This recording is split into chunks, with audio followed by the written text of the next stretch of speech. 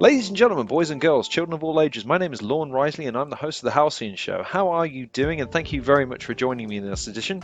A quick apology to kick us off because due to the unique nature of this channel and the unprofessional habits that I bring to this distinguished platform, in the first segment of the interview that I recorded with our guest today, I neglected to turn on my microphone when recording my system capture software. So I did ask him some questions. Fortunately, I can't be heard asking them. His answers, though, clear as day. So I will give you some context at the bottom of the screen as we go as to what exactly he's talking about as we go, and that's luckily only for a few minutes at the beginning of the interview. Secondly, owing to some internet connectivity issues, we had to take a break in the interview in order to relocate and reconnect. So you will notice not only a change in scenery, but occasionally, potentially, some drops in the internet service. Notwithstanding that fact and the apology therein, I'm going to introduce this episode first, and we're going to delve into the interview because this week, coming to you live from the recently renovated Castle Macintosh situated in parts unknown, ladies and gentlemen, this week on the Halcyon Show, I beseech thee, pray silence, bow thy heads, for the Lord of the Games doth grace us with his presence, a man who has written for some of the most famous publications on the planet, whose work ethic, enthusiasm, and skill has enabled him to build a successful media company. He now works for The Athletic as the managing editor of audio, but is perhaps familiar to you and I as the host of the fabulous Football Manager Newcastle Challenge and various videos on TIFO, the man who is every other wacky racer to Alex Stewart's Dick Dastardly, it's your lord and gamier, Iain Macintosh. Is there any chance you could just call my wife and say some of this stuff? Because I think that would reflect really well on me. I hope you enjoy this interview. Thank you very much for watching.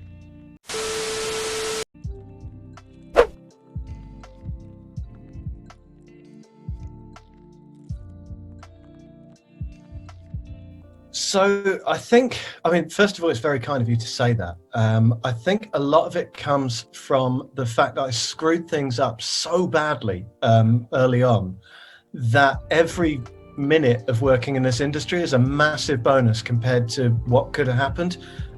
In that I was a kid at school who does the school newspaper. You know, when the school team plays, being absolutely awful at football. I was not a part of that, but I was on the sideline with a little spiral bound notepad doing my first ever match reports. And then I went to university, Falmouth Art College, to do what turned out to be not a particularly suitable journalism degree. And I basically I didn't really show up much. You know, I have my complaints with the course, but the bigger complaint is with me being useless. Somehow I managed to get a job in a business news website in 2000 in London, and then the dot-com bubble burst and I was made redundant.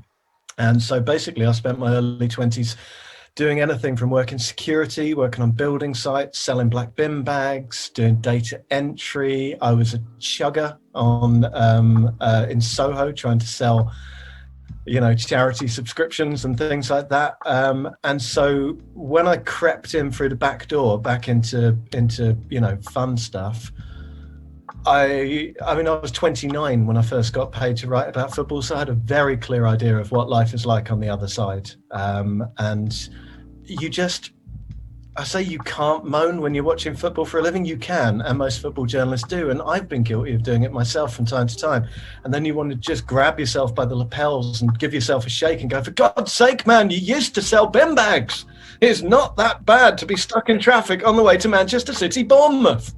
So, yeah, I guess a lot of it probably comes from there.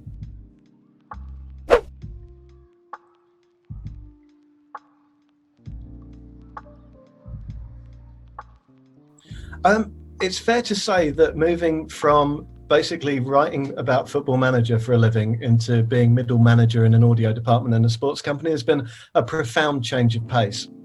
I mean, I really enjoyed doing what I was doing, and this will sound insane to anyone who's listening to this, but sitting around playing Football Manager all day isn't as much fun as it sounds after a while, because there's no real challenge to it. There's no kind of, I mean, there's literally no reason to get out of bed, because you just put your arm down the side of the bed, pull up the laptop, and you do it from there. You don't have to do anything. And I don't know if it's like a short attention span or some kind of deeper, mortality fear or what, but I want to do stuff. I want to jump out of bed and I want to be thinking about what I'm doing. I want challenges. I want to try different stuff. So there's absolutely no criticism of people who have one job for all of their lives. We're all very different, but I like new challenges and I like new things. And Alex will know that when I sat outside this very dingy audio booth playing video games while he was making exciting TIFO videos, I had a very long beard. I had hair that was starting to get down to my shoulder, and it didn't really matter if I changed my t-shirt every day. There was no real reason to come in the office. I just went because it was nice to get out of the house.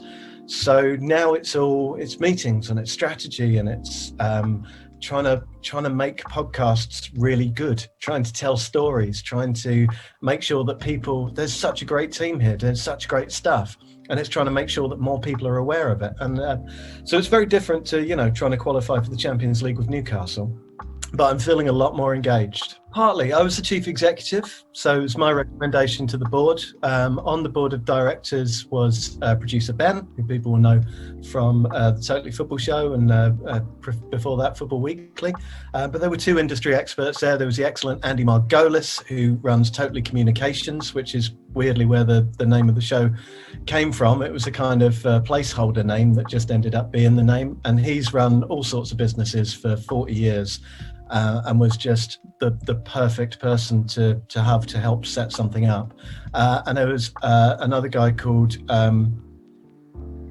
Jonathan Arendt. Jeez, post-COVID brain. Jonathan Arendt, who is basically the person behind most of the radio stations you've ever heard of. He would either invent radio stations and sell them on, or he'd fix radio stations and sell them on. And I met him while Muddy Knees Media was working out of Jazz FM, which was one of his many fixer-upper opportunities. So I had two people on the board who were extremely experienced in business and in the radio industry. So they were a huge source of help. James Richardson and Ben Green were shareholders and started up the business with me. And then we had a small selection of, very small holding shareholders. I think it's fair to say that the deal that happened will be how every fisherman has a tale of the fish they caught that was that big. Everyone involved in Muddy Knees Media, in terms of their investment fishing stories, that's the one for them. So everyone came out with significant upside, as I believe they say. Well, I think for each one, it's a different situation. With Football Manager, it was very easy. I still love the game. I love the game now. But and this might sound really arrogant, but I started thinking, I'm 44 now. And the stuff that I've learned, largely through making massive, massive errors of judgment, but the stuff that I've learned, the energy levels that I've still got at the moment that perhaps I won't have in 10 years. I don't want to say I think this is a period of my life where I can do big stuff. And I think it might be coming to the end of the periods in my life where I can do big, high energy stuff. As I get older, I'm going to probably, at some point be like, I'm not really sure I want to get up that early in the morning. Or I'm not sure I want to think about this. I felt that this was a really, really good time. And I was wasting it sitting in my pajamas playing Football Manager. It was that what I was going to do with everything that I'd learned. Again, that will sound insane to anyone who hasn't been in that situation. I totally understand it, but I felt I wanted to do bigger stuff. I also felt the Newcastle story that I was writing for The Athletic, that was what I wanted to do. I wanted to have the time to really dig in and write this silly episodic story, and I'd done it, and it came to a very wonderful, natural ending. With selling Muddy Knees Media, it was actually, I think, October 2018 when I went to the US and we were setting up what was going to be our MLS version of the Totally Football Show. And I went to New York and I went to LA and sat down. Kobe Jones, it's all in there somewhere. Just as you get older, you have to dig down further. So I sat there with Kobe Jones, who in this country, we know him for playing for Coventry briefly. We're in America, he's like their Bobby Moore. He's wonderful, brilliant guy. But we're in LA and I'm looking at billboards the size of houses for upcoming podcasts. I'm talking to people in the podcast industry out there and they're like, oh, we've got this £3 million project coming. I'm in the offices of Gimlet with the guys there talking about their shows and seeing how many people they've got. And I'm thinking, God, we are so far behind in the UK. And at this point, I'm sitting there with a nice office and a studio in Soho that we built ourselves. We were never in debt. We never borrowed any money. We never had an overdraft. We built it all ourselves. We had 6 people in this lovely little place. But you also have the concern that you're not just running around on your own. You've got people's careers in your hands. And there were people who I had brought in from various places, and I also had a duty of care for them. Now, this always makes me smile.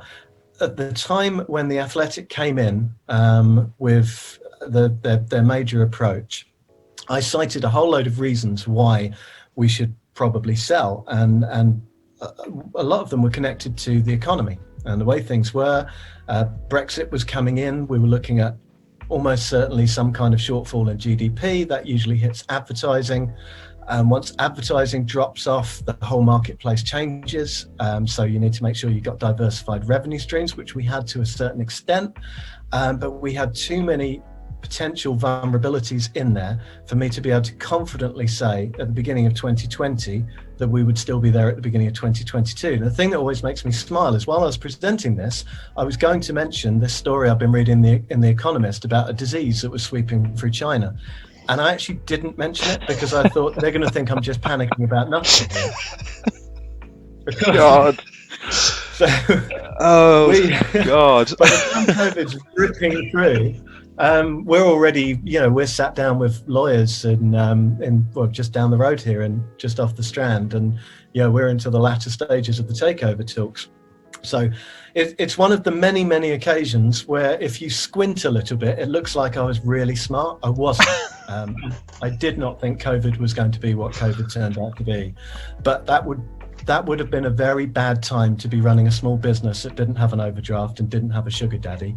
The end result is we got picked up by a company that shared our values in terms of creating excellent editorial content before anything else was considered.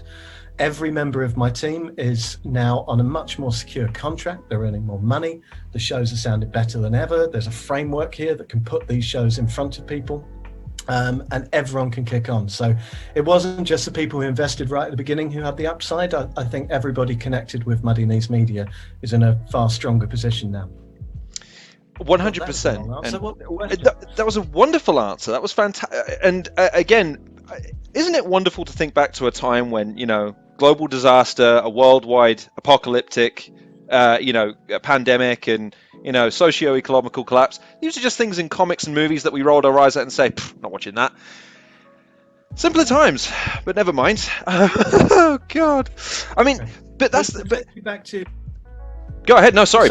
Just to take you back to the original question, the third point of departure was leaving football journalism. And the seeds were there in sort of 2015 when I found I was really enjoying just setting stuff up. Being someone, I joke about bin bags, but when you're selling bin bags to make sure you're going to eat, you tend to put quite a lot into setting things up and convincing people to do things like buying 10,000 bin bags.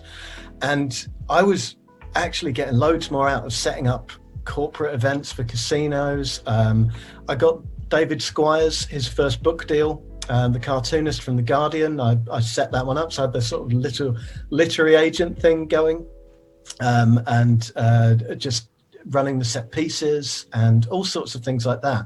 I was really beginning to enjoy that. And then Muddy Knees Media came around, and for about 6 months I think I was running the company and I was still a freelance football journalist. And I would be in the car up and down the M1 going to games, and I'd just be thinking, like, you can't do both. This is unsustainable.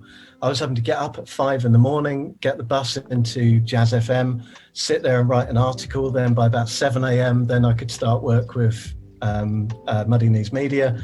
Then in the evening, I'd be watching a game because I'd need to write about that. And it was entirely unsustainable. And I couldn't decide what it was going to be. Did I essentially set up Muddy Knees Media, which just went like that at a scale that no one began to envisage? Do I hand that over to someone and sit back as the largest shareholder? Or do I continue as a football journalist? And the more I thought about it and the more I went backwards and forwards on it, the more handing Muddy Knees Media over to someone else felt like handing my wife over to someone else. I wouldn't have been able to sit there and watch that happen. I really hope she doesn't watch this and realizes she's just been equated to a small to medium podcast business. But the other thing that I had going, God, that's terrible, isn't it? She'll be so much. It was really very, very difficult. And the night when I made my mind up was England-Brazil. England-Brazil. I'd say, do you remember it? You won't do. It was 0-0. It was one of the most boring games I've ever covered. And I'm there in this big press auditorium in the bowels of Wembley, waiting for Gareth Southgate to come out and say stuff that we're going to write down and reprint and no one cares about. It's gone midnight. And I'm looking behind me at this sea of tired, middle-aged men just looking miserable. And I thought, yeah, I'm done. I'm done here. I think I've, childhood dreams fulfilled, but I don't want to spend the rest of my life doing this. And a really interesting thing was that when I put this to my wife, who I love and respect way more than any small to medium broadcast company that I've ever worked at, I said to her, look, this is a massive gamble because I have the security of writing about football for ESPN, or just the enormous gamble of running off and running a proper company. And I decided to go with the gamble.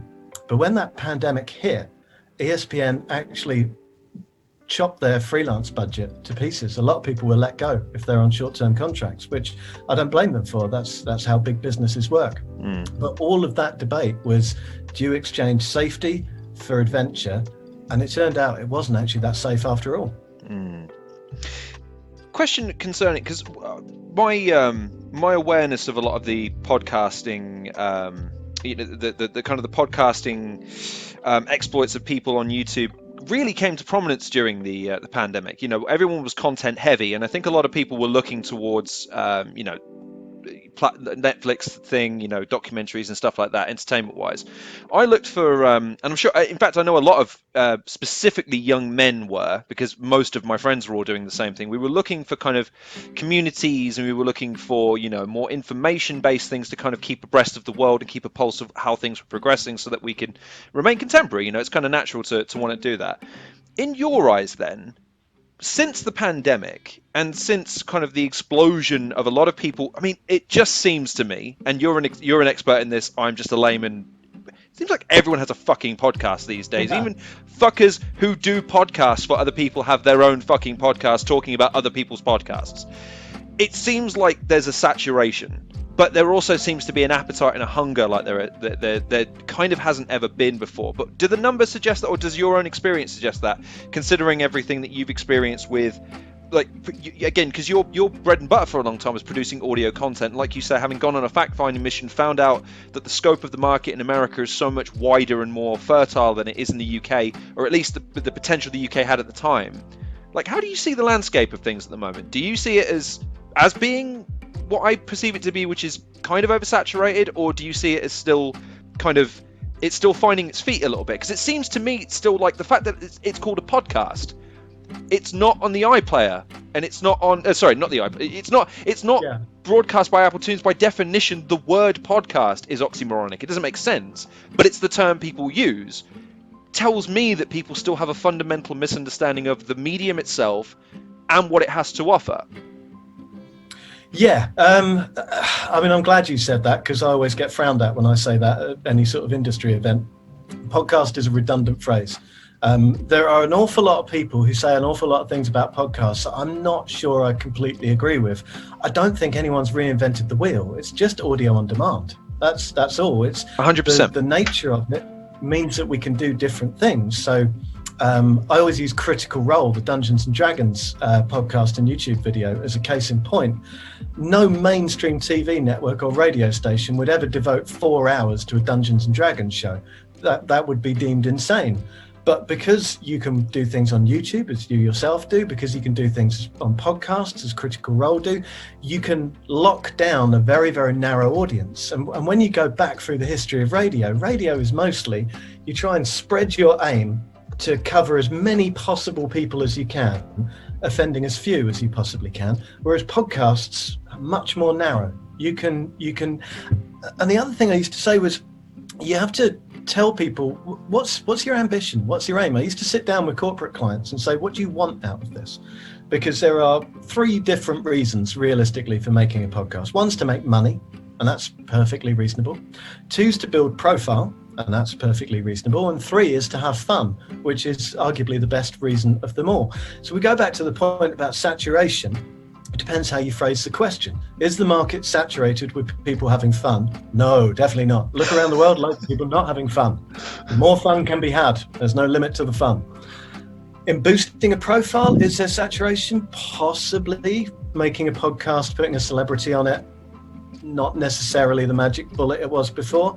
In terms of making money, there it gets very, very interesting. Because if you were to look at the podcasting industry as like a cityscape, you would have a couple of skyscrapers, and then it would be mostly shantytown. Sure. I can't remember the exact stat someone told me, which is really embarrassing, but it was something like, if you get more than 500 listeners, you're in the top 10% of all podcasts. If you get more than 10,000 listeners, you're in like the top 0.5. Because I beg your pardon? What? Not because podcasts are not popular, but because there are so many podcasts listed on Apple Pods that are very, very, very small scale, that bring the average right down. Right, if you've okay. got 10,000 podcasts that are getting 20 listeners and one that's getting 100,000, when you do the average there, that's going to be a very surprising number. Right. So if you are making a podcast and you want to monetize it, you really have 2 major routes. One is advertising, which is very, very difficult when the economy is going backwards. And 2 is essentially self-funding through like a Patreon scheme or something like that, which can be a really, really good way of doing things. But also when the economy starts to contract, people look for things that they can stop spending money on.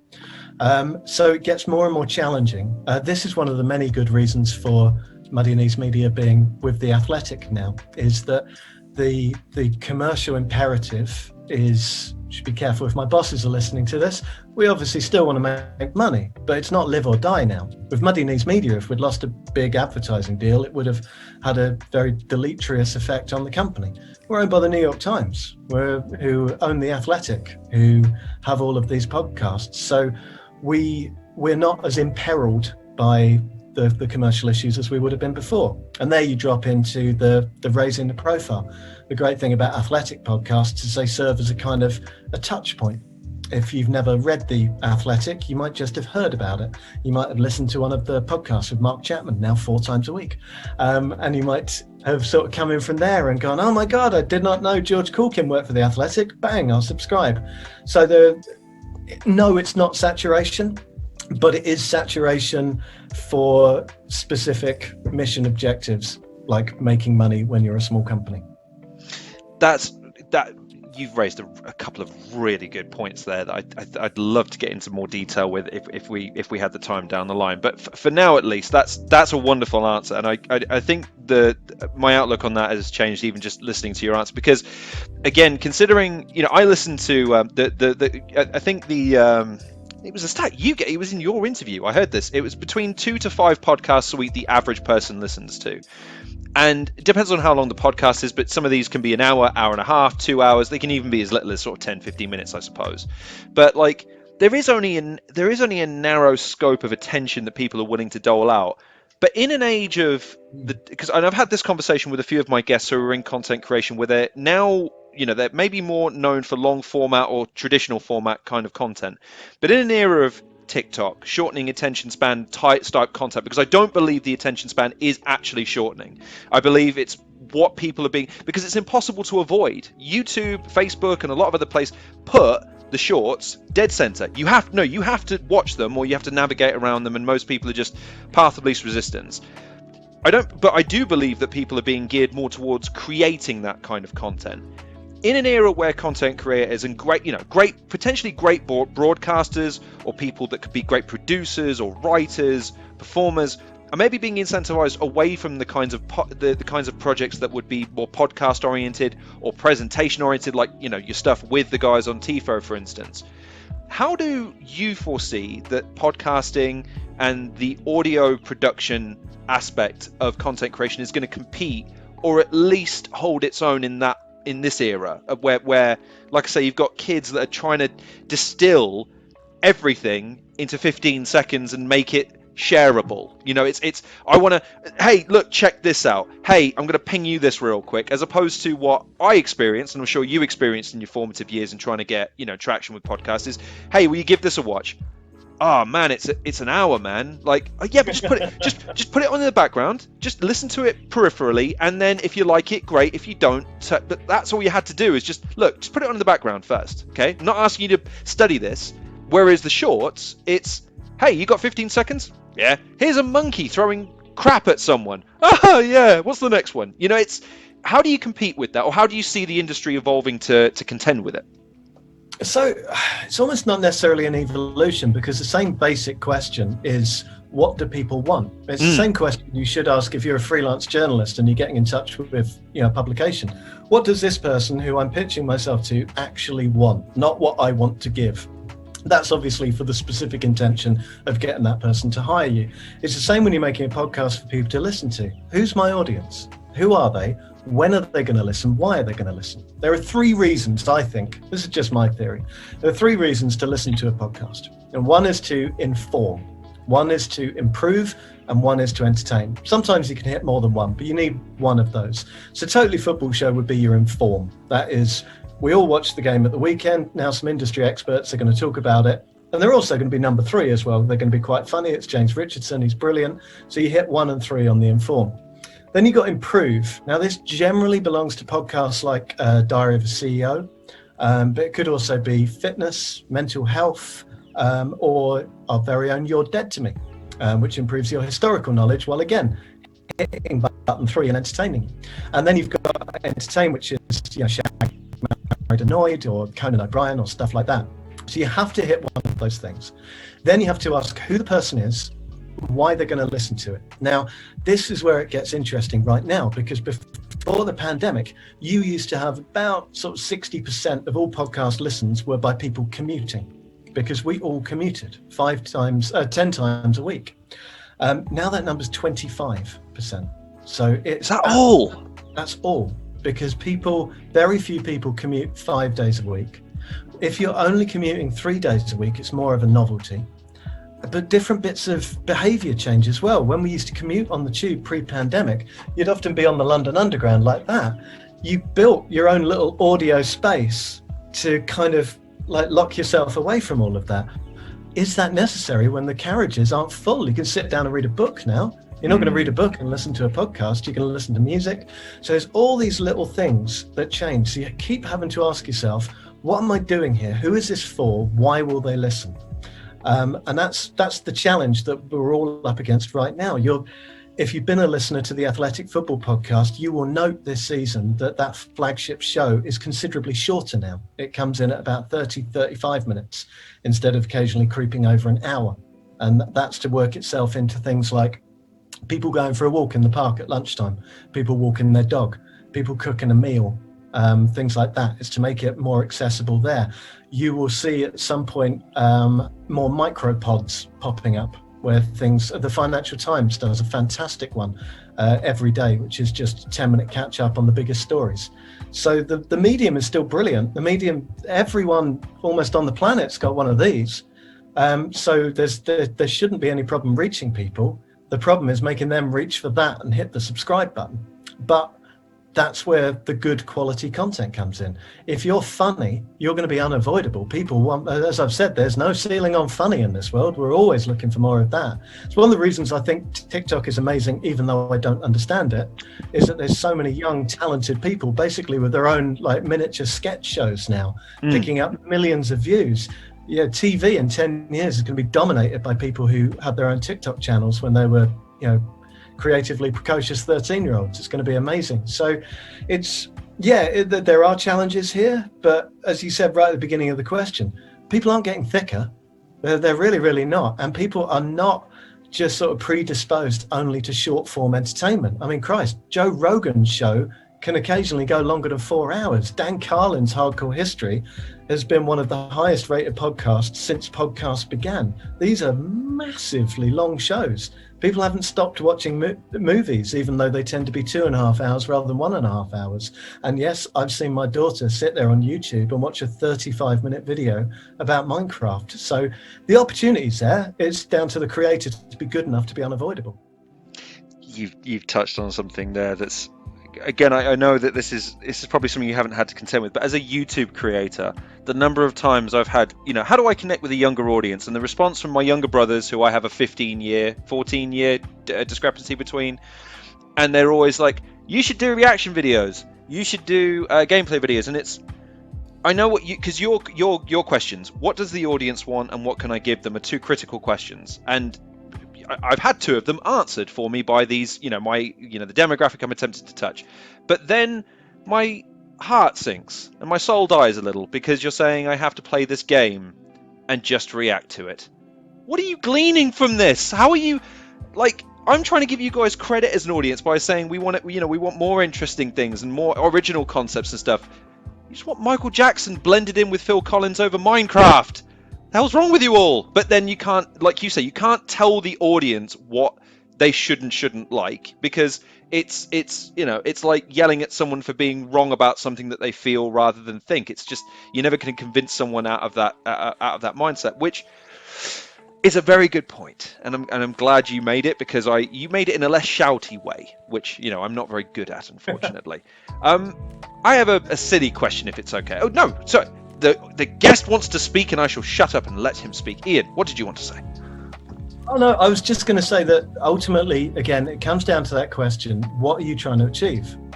If you're trying to get the market to benefit you, if you're trying to raise money, then you need to understand what the market wants. But equally, if you're just trying to have fun, if you're just trying to do stuff that you really, really like doing, just do that. Because that's the greatest thing of all. It's cathartic, it's therapeutic, you do stuff that you love doing. You don't need to do a thing that makes money. You can just do a thing that's fun, and you probably get more out of it in a more deeper and fundamental sense. And I think you mentioned Joe Rogan, and people will have their opinions on him from the perspective of some things that they've seen or things that they have in his opinions. But because I used to watch him quite regularly when I think it was... This doesn't speak well to his audience. I'd just been fired from a job, and I was looking for content to watch. Probably not the best endorsement of a podcast anyone's ever going to get. I had nothing better to do, so I listened. But the point is that when you hear the origins of his podcast, it was just me and a guy trying to figure out how to turn the camera on, and we just talked for an hour, and that's now developed into a $100 million business that he then sells and continues to profit off of from his own. And the way he tells it is that I just wanted to do my own thing, and it kind of evolved from there. Now, obviously, there's work that goes into that, and I'm learning that as a sort of a burgeoning podcaster, albeit I resent the term, but burgeoning podcast, you learn, you do need to be a bit more calculating in your approaches, but while still retaining kind of the mission brief, which is whatever you decide when you set off, and that's kind of an important point. But let's have some fun. I think you've given me some very serious questions and very serious answers there. So, what does it feel like to be the Iron Man to Alex Stewart's Thanos when it comes to Football Manager? How does that feel? You have his number and you're not giving it up anytime soon. What's that like? It's brilliant. It's really brilliant. So Alex Stewart is a man with a brain the size of Canada. I mean, this guy is one of the most intelligent, thoughtful people I've ever met. I engage with Football Manager like I don't always have fun with Football Manager. I think the thing that I do is I always just do what I think should work in real life and hope that it works on the video game. There's very rarely any sort of, how do I beat this game sort of vibe. I just want to simulate what I think I would be like as a Football Manager. Alex is like R2-D2 plugging himself into the Death Star. He will just dig into the data. He'll try and figure out what works. He will. I'm just turning off my notifications there. Sorry about that. That's Very all right. unprofessional. That's all right. He will play it on a far more intellectual level than I ever will. So when he absolutely pulls my pants down in a televised game on YouTube for 89 minutes, but can only get 1-0 up, and I turn around to beat him 2-1, is it a fluke? Yes, it was a fluke. Does that stop me enjoying it? Good God. No. Every now and then I send him a picture of Ross Barkley for no reason, with no explanation, just because I know it'll make him cry. I have to be honest. That video is available. The reaction to that loss is where I ultimately got the inspiration for my Tifo parody version of him, which was this: what would happen if Eeyore, not only was Eeyore, but had played just the most amount of GTA 5 that day. Just spent it morning, noon, and night just playing GTA 5, and just woke up with 0 Fs to give. Culmination meshed in with Ross Barkley, that sort of, what would he be like? And that's where I got that from. It's because again, in doing research for this, it's impossible not to see you two playing Football Manager on a series of videos. And even though, again, you can tell you're both getting a decidedly different experience out of the encounter, it's still lovely to watch you guys just having fun playing a game for hopefully the fun of it, but also something that there's still that. I don't know if you ever had this with any other games like, say, FIFA, but I don't know. There's something fun about winning. There's still something fun about losing. Even in defeat, there's still fun to be had, and that was always wonderful to watch as well. I think we played a lot of head-to-head. We did a Bundesliga thing for the Athletics during the pandemic, and it was honestly my favourite time of the week. Just get a WhatsApp call open and my headphones in, and we'd have 3 hours playing Football Manager together. And we ended up being really collaborative. So if he spotted a player that he didn't have room for in his team, he'd let me know, or we'd end up playing on different days and watching each other's games and sort of almost acting as assistant manager. It really was the last great untold love story, I think. But we also had that with Civilization 6. We'd just plug in there for 3 or 4 hours and just kind of put the world to rights while we were gradually expanding across South Asia. It was there's something wonderful about link-up games because you just get a completely different experience from when you're playing the AI. Are you ever tempted by some of the more contemporary, maybe less strategy-oriented games? Like, I've personally never been tempted by Rocket League. I have played a bit of Fortnite, and I got bored of it quite quickly because it became clear that it's a combat game, not about combat. It's about running away. And I'm sorry, I was raised on Doom and Halo. We charged head first into our battles. Thank you very much. Where do you stand on the kind of your gaming? Because I imagine you must be insanely busy and doing a lot of grown-up stuff. And again, with the advent of Football Manager not being something that you want to devote all of your time and effort, energy to, maybe gaming is on the backseat. But to you, is gaming still a thing that you enjoy? And if so, what is your kind of gaming appetite? Yeah, well, I mean, it's changed a lot since I took this job on because this job's quite full on. 100%. But there are still weekends and there are still evenings. I still love strategy games more than anything. I love the Paradox games. Hearts of Iron, the World War II grand strategy game, Europa Universalis, and Crusader Kings 3, which is unendingly hilarious. I have played Fortnite and I enjoyed it, but the first time I came up against some kid who, as we were having a shootout, he seemed to build this sort of here it comes. staircase to the moon. Yeah, keep going. I don't know what to do. So I felt that was probably a bit beyond me. I've played FIFA, but I don't find it as fun as I used to find sensible soccer. I've played Call of Duty and single player or just link up with your mates. It's quite good fun. Again, you go into a multiplayer world and it gets very, very difficult very, very quickly. I think if esports really wants to go somewhere, it needs a very serious look at its seeding system so that you never, ever play anyone who's on a different level of experience from you. 100%. 100%. There used to be a game, and I doubt anyone watching this will remember it, but it was part of the AOL package when you first got the internet in like the late 90s. And it was called Silent Death, and it was like Thrust, the old ancient arcade game. But it was just loads of people on a top-down map with little thrusting spaceships that you steered around, trying to blow up each other's Death Star. But you're all on little teams. And you could only play it with people who were on the same level. When you leveled up, it actually got quite sad. You'd lose all your friends. You just have time to shout, "I'll see you in the next place." And then whoomph, up you went. It was brilliant. I never understood why they didn't carry on. But anyway, that's going a long way around. What I'm really fascinated by at the moment is the Oculus and the potential there. And I'm torn at the moment as to how much potential there really is. Because if I want to play Football Manager, I just kind of pluff up the cushions on the sofa, pop up the laptop, lay down, cup of tea, bag of mint imperials, and off I go. But if I want to play the Oculus, I've got to move the coffee table out of the way. I've got to pray to God the cat's not in the house, because I've had that go very badly wrong. And then, honestly, Sorry.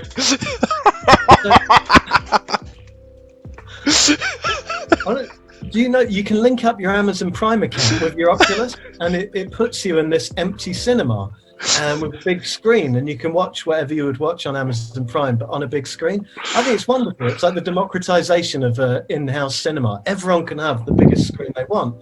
It's all in their headset. So anyway, I do what any sensible and self-regarding intellectual would do. I get Air Force One on the Oculus in the headset, and I'm on the sofa. An hour through, the cat jumps on my lap, and I shit myself. Absolutely shit myself. Gary Oldman on one side, Harrison Ford asking him to get off his plane, and then there's a groin full of claws all of a sudden, and a high-pitched screaming noise, which you only later realise was actually you. There is some potential there, but on the gaming front, I really want to see what they do with it. Now they're sort of getting to the point of experimenting with all this stuff, but also the motion sickness. Now I've got this flight simulator. I did a barrel roll in a plane. I nearly passed out. There's a driving game where you can be in the car, but it's actually much more fun to play it as almost lays out a scale extric set on your floor, and you loom over it like a giant, moving the cars around.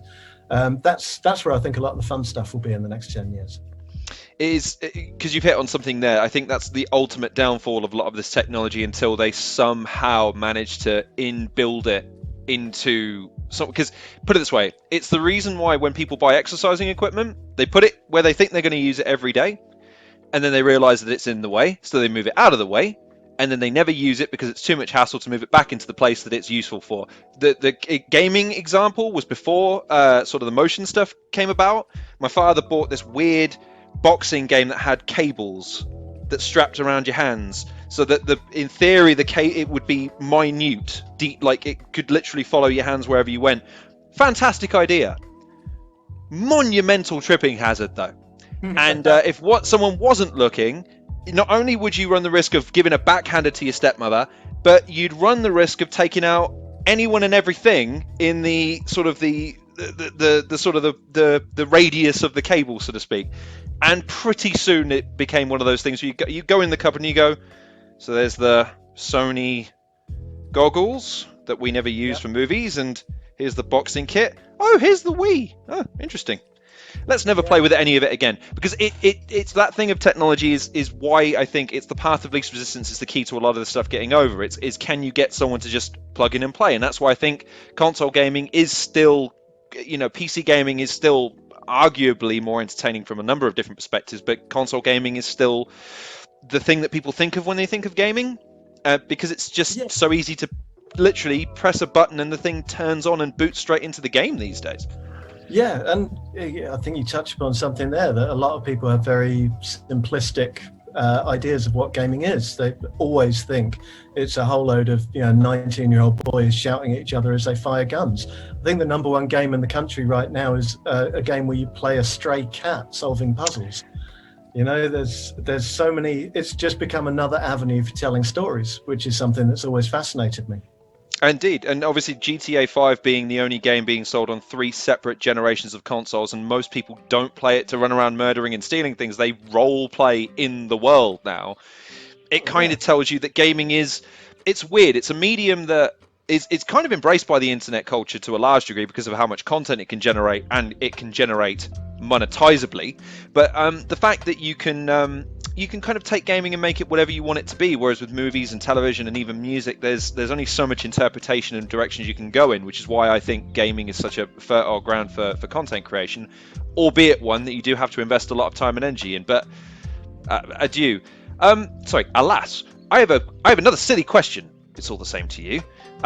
You once wrote in a recent Athletic article, be sure to subscribe to The Athletic. There's probably some kind of deal going on right now, I'm sure, because it's like DFS. If you don't buy it when there's not a deal, you're a goddamn idiot.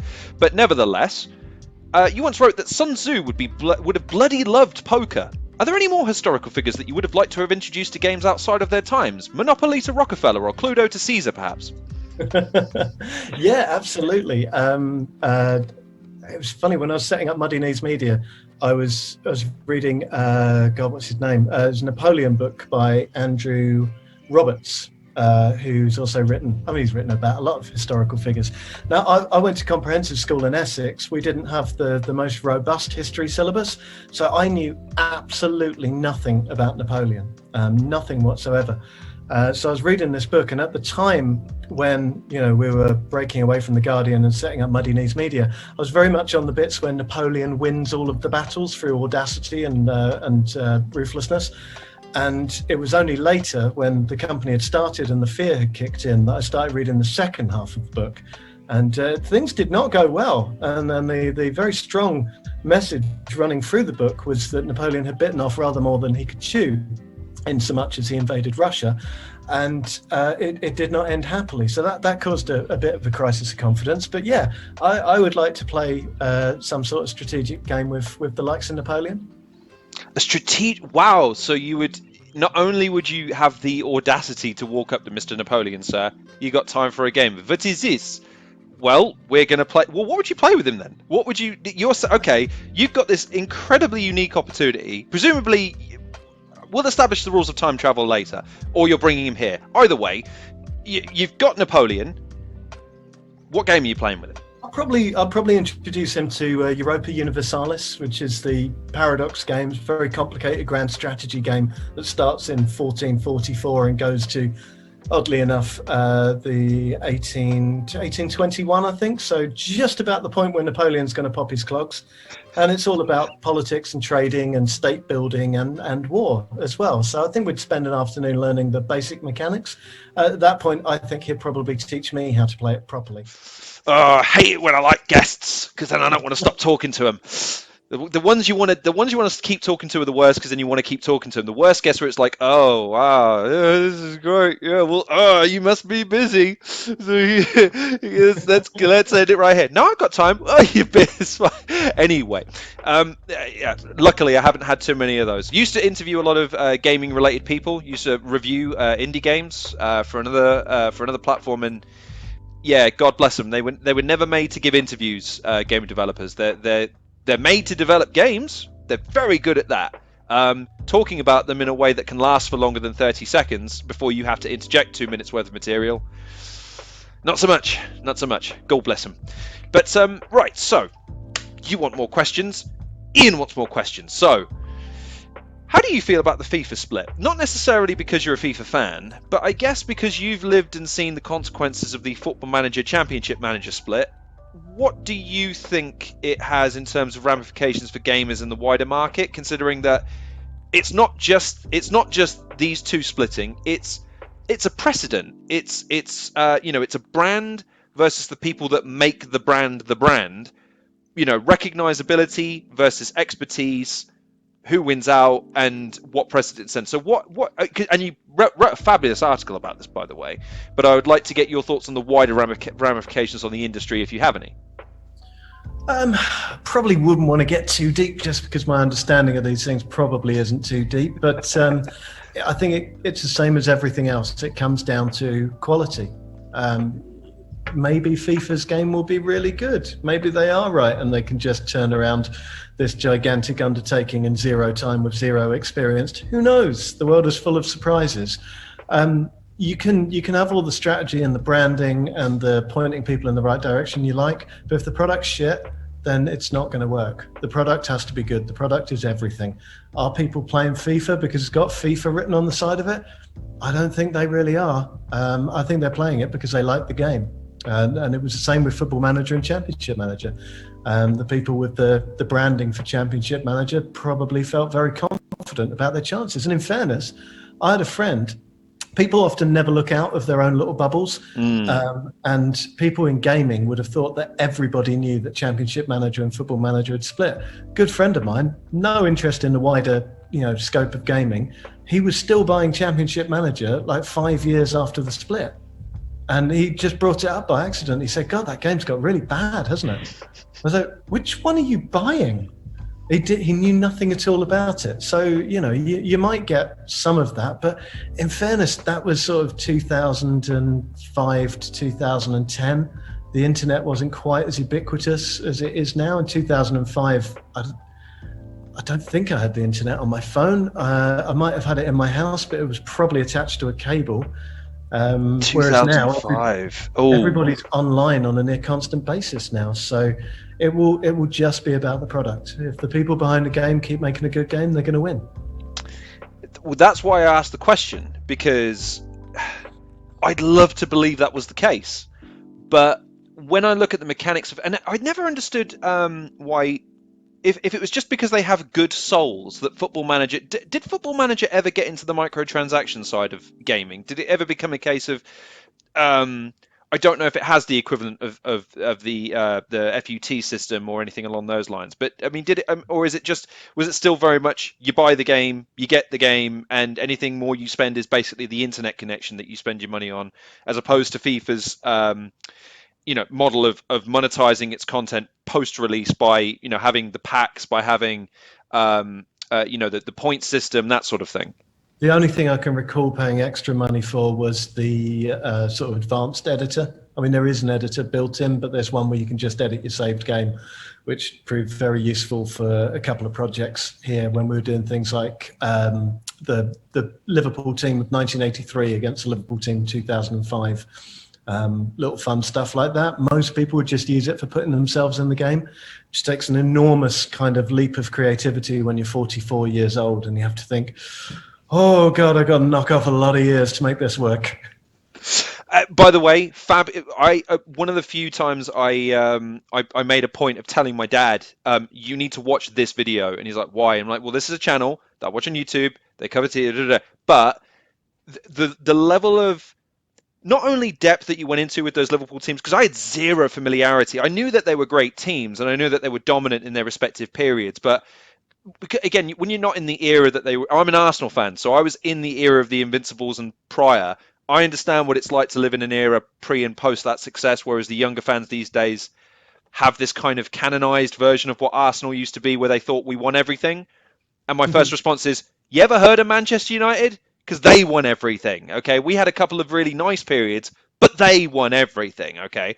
But anyway, back to the point. Your videos, not only did you go into a tremendous amount of depth, but there was so much personability in the anecdotes you were giving and a lot of the context you were giving from both a footballing context and a personal perspective. So my question here is, like, is it a love of football that's mixed with fascination, or do you have a fascination with football that's become a love? Because I think for some people, they love football irrespective of what period of time it is or whatever it is. Some people are just fascinated with football and the mechanics of it, or the tactics, or even just the politics and the history of it, because it's a fascinating tapestry of stories and circumstances that goes into what makes football a religion for a lot of people. I think that's not an understatement to say. But for you, is it love over fascination or fascination over love?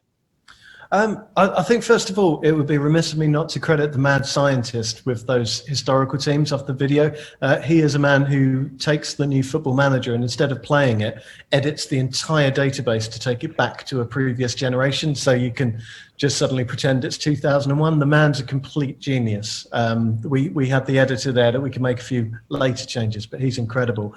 For football, I think it's the same way. There's the same reason I like reading about history. I like empires rising and falling. I like the life lessons that you can extrapolate from these things. You only have to look at Manchester United structure now set against Manchester United structure in 1986 when Ferguson comes in, and read the books about the things that he did, the culture that he built up. I mean, if you're entering a middle management position in the audio department of a sports company, there's a lot of applicable lessons there.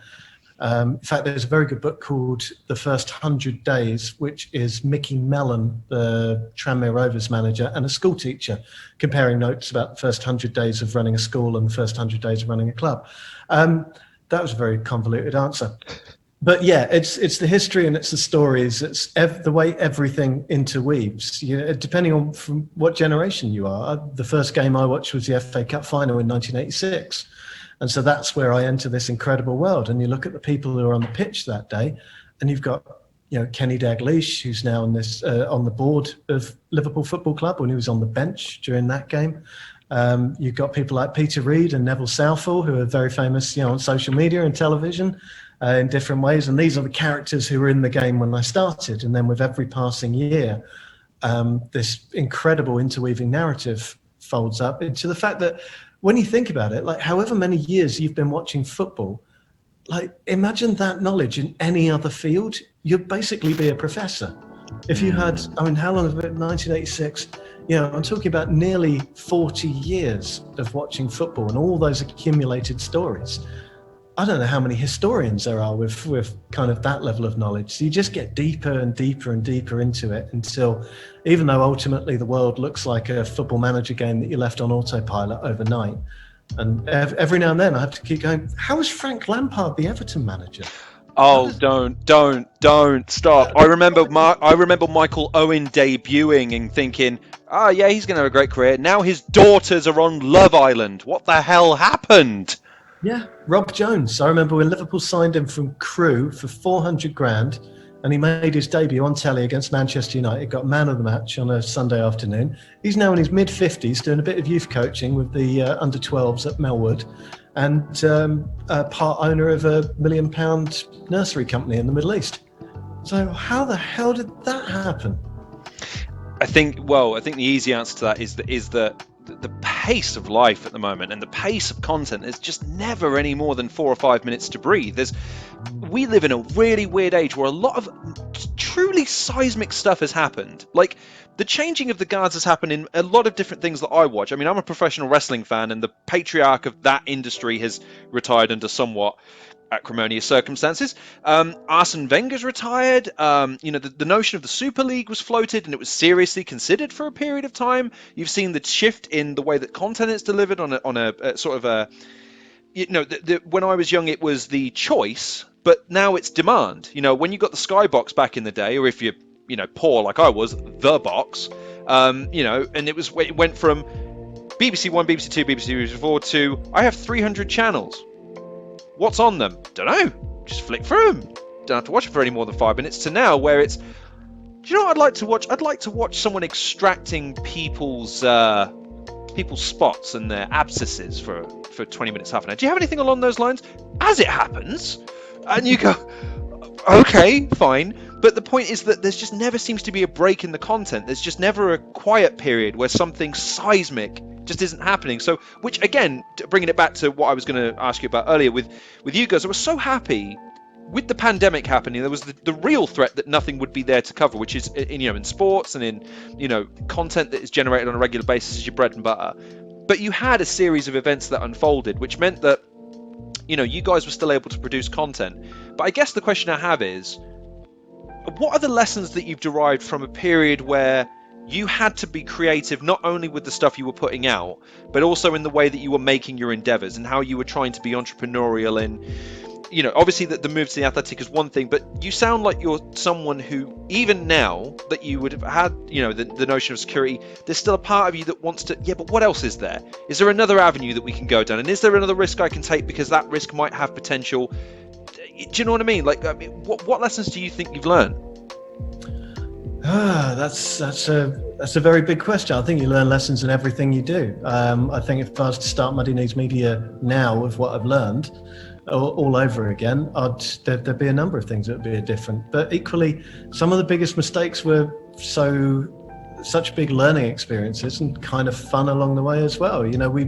We made a musical theatre show. Now, before you write this off completely, it's worth noting that I think more tickets are sold in London's West End than there are for football matches every week. A load of people go and watch musical theatre. It's a huge industry. So we were scouring around. I say we, it was my idea. No one else can be dragged into this. Huge industry, no real major podcast about it. So maybe this is the thing that we move into. So off we went. I got a brilliant broadcaster called Jamie Crick, who is Jazz FM and Classic FM, musical aficionado, excellent presenter. There's a lovely woman called Kerry, who'd been in basically every musical theatre show there is. We had guests from, a new Aladdin comes into the West End. We had that Aladdin in our studio talking about his role. What we failed, I use the word we again as if it's anyone else's fault but my own. What I failed to realise was that people really only like one thing about musicals, and that's the music. Right. That, allied to getting pissed on white wine and singing on the tube home. That's what they like. That's what they're not there for the human resources aspect. They don't care who the new Aladdin is. They don't care about who wrote it and why or anything like that. Really? But that seems to be where the content seems to be skewing at the moment. A lot of people want, because you're right, historically at least, it seemed to be that the insular nature of someone's experience wasn't entertaining to people. It's why albums written by people who then became, they write songs about being on the road weren't very entertaining because a person can't relate. But it seems like now more than ever, people do have kind of this weird fixation and fascination for how things are coming together or what it goes into making it. So you found that wasn't the case. Tragically, we weren't able to find them. What we did find was that people who worked in the theatre absolutely loved it because it was directly pertinent to their interests. They wanted to know who was moving where. They wanted these people that they interacted with. They wanted to hear the stories behind the stories. So we basically had an audience of about 1,000 people who really, really loved it. But unfortunately, 1,000 people can't be monetized, especially when you're paying a songstress from the West End and a professional broadcaster. It was never going to work. So it was folded up after about 10 episodes. And that was kind of harsh because it was a really good show for what it was. It just wasn't going to make money. And the lessons that you take from that, I think that probably cost me about 10 grand. But the lessons that I learned were worth way more than 10 grand. In terms of how you put a project together. You can think you've come up with something really clever, but if something doesn't exist, there might be a reason why it doesn't exist. This is not always the case, and you should never think, I'm wrong and the rest of the world is right. Frequently there are moments where it's the other way around, but yeah, that was a good lesson to learn, and also to everyone affected by it, I'm sorry.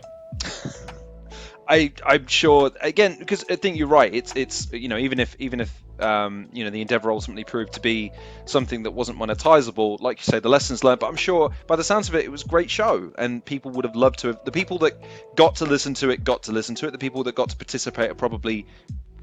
Because I think everyone wants their passion to ultimately be something that they can take further outside of their own passion to share with other people, for other people to validate. It just doesn't, like you say, it just doesn't sometimes work out that way because it's difficult to recontextualize why you love something and why other people should like it, and that's always going to be the case.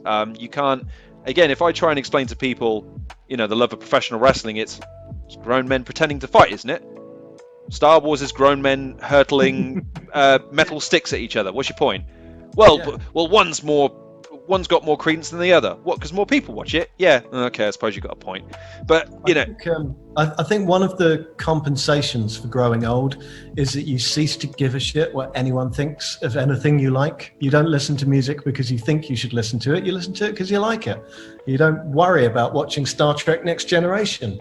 All right, it's not cool and it's not going to get me laid, but damn it, some of those stories are good stories. I'm just, pulling things out at random here. I don't know. I think my wrestling culture has laid me down a fair game. If you're ever in a club and you need to compete with another guy and you just rock up to him with a, sorry, what is your name? It doesn't matter what your name, and he doesn't see it coming. Instantly you become attractive to every female. Like, it's just a science. It's just science. Well, I shall certainly try that. No, I'm not going to try that. I wouldn't try it. No. I think I can pull it off. I was lying the whole time. I've never tried that. Never will try it. And the only aspiration, I was telling someone this the other day, because I think the beautiful thing about this era is that we are encouraged to kind of live, if not vicariously through our hobbies and passions, it is to kind of just, like you were saying, just kind of do the things that you always wanted to do, because what's the worst that could happen? And I don't know what yours are, but 3 of mine are, one of these days I will meet the guy who played Jason, because of an atrocity that happened to me when I was a kid in the Power Rangers. Secondly, I will clap 2 beers together and do the Stone Cold Steve Austin thing. And one day I will be Arsenal goalkeeper. Now, it might be the Arsenal over 80s team, but I will be Arsenal goalkeeper before I die. I swore that I'd be a millionaire before I was 17. That didn't pan out. I owe my dad some money for that bet. But also, that was ironic, wasn't it? I am actually further away now from being a millionaire because I made that bet than I would have been if I hadn't made the bet. Anyway, you should have bet against yourself. I should have. Well, this is the thing. I don't know what odds you've got, but I was 17. I thought I knew something. I thought I was going to be Arsenal goalkeeper, Ian. What the freaking hell didn't I know? Like 17 years old. Yeah, I'm going to start. I'm going to be a goalkeeper in a couple of years. Yeah, I'm pretty good. Play 5-a-side occasionally. Yeah, I know what I'm doing. Like, okay. The important thing is to note that in not as long as you would hope, all of us will be dead, and very few of us will be remembered by anyone, realistically. It's all going to pass. It's all just dust, and it will all be over soon. You may as well just have as much fun as you can. Do the things you want to do, and live and laugh and dance and fuck whoever you want. Just go out and have fun and do stuff and live, because there might not be that much time left. I don't want to take it down this path, but I think that's definitely a better pathway than worrying about whether or not people think it's okay for you to like wrestling, or worrying about the kind of music you're listening to. Just do it. Oh wow. That wasn't the segue I was expecting into this question, but what do you want your legacy to be?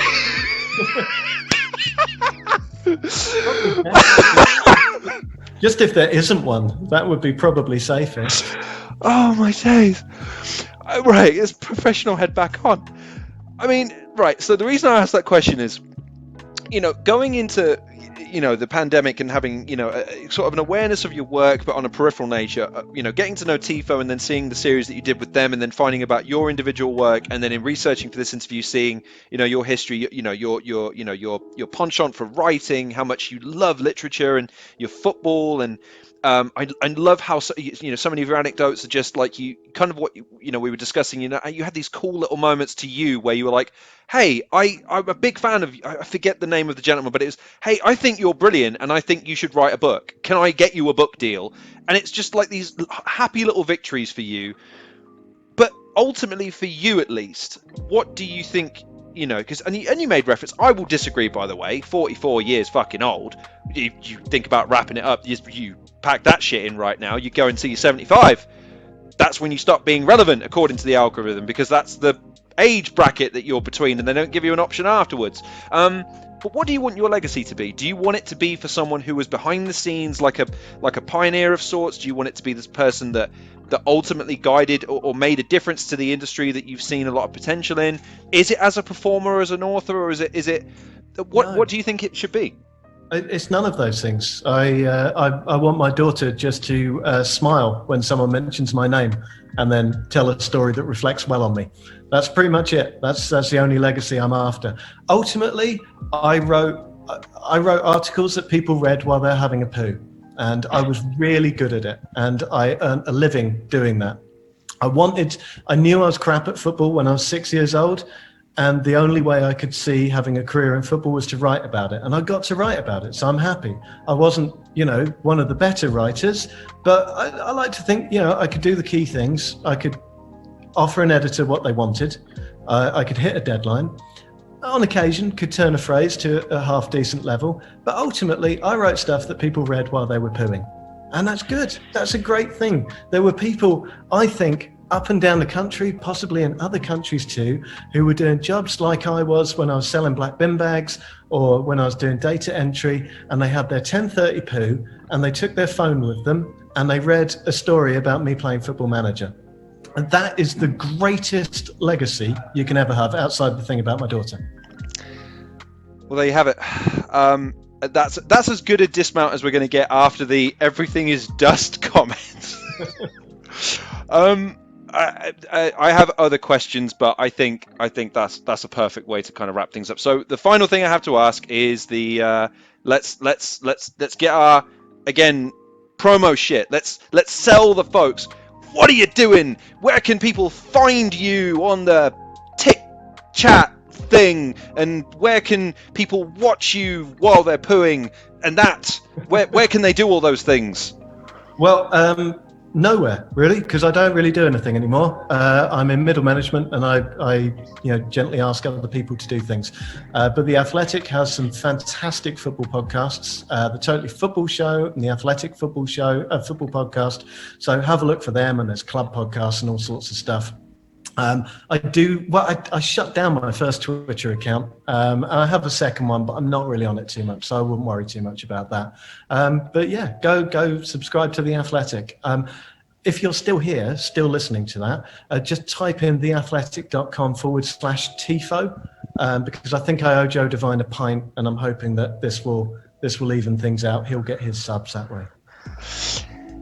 Oh man, I really want to do it at the Red Lion Theatre or something along those lines, but I got nothing. I got nothing for you. So honestly, thank you so much for taking the time. I can't thank you enough.